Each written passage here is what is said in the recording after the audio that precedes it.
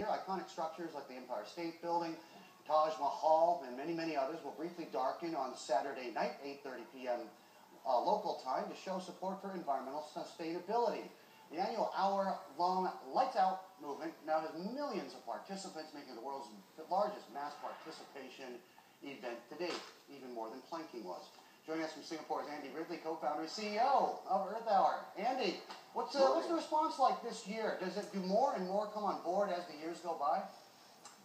It seems to grow at an exponential rate. It's about 7,000. We'll be more than 7,000 cities and towns in 152 countries this year.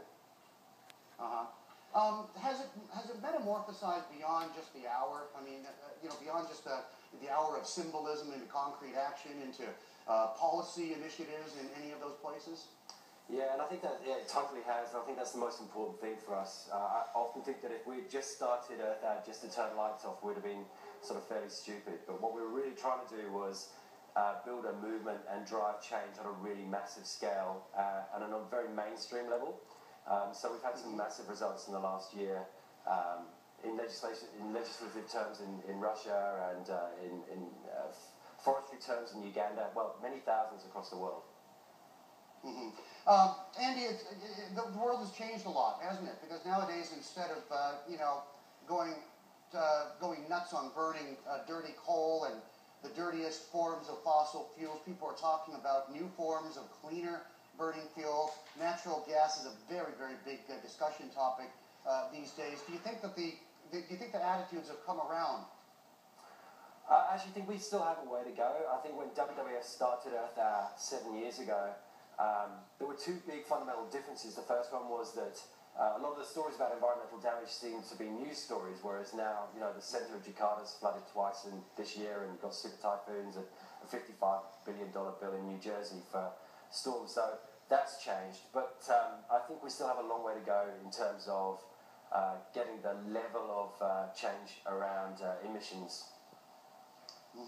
Andy, a lot of people, including buildings here in Hong Kong and in China, for that matter, not necessarily thought of as as a country at the top of the environmentally conscious list, but even China is heavily involved with icons like the Great Wall Beijing National Stadium, which is of course the bird's nest from the Olympics shutting off as well. And yet they make these nods, they make these gestures.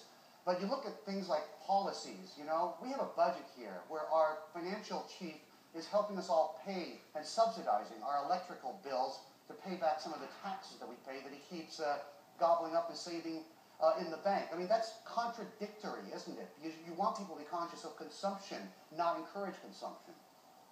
Yeah, it is contradictory. And I think, going back to your question previously around have we seen the change that we need, we haven't. I guess what we're trying to do with Earth Hour is obviously not the answer to these problems, but what happens beyond the hour is really critical. And I guess getting the voice of business, the voice of government, orientated around change, of which much of business is already, also requires citizens to demand it. Andy, best of luck, okay? And congratulations on 7 years running. I hate to break this to you, and I know it's going to probably break your heart, but we're going to have gazillions of kilowatts driving the lights at the stadium because I have the big rugby tourney this weekend. So I promise you I'll get everybody in Hong Kong to make it up to you, and we'll turn it off for another hour at another time. Okay, Andy? No worries. Stay clear of the bars. Okay, stay clear of the whole stadium area, too. Thanks, Andy. Andy Ridley there.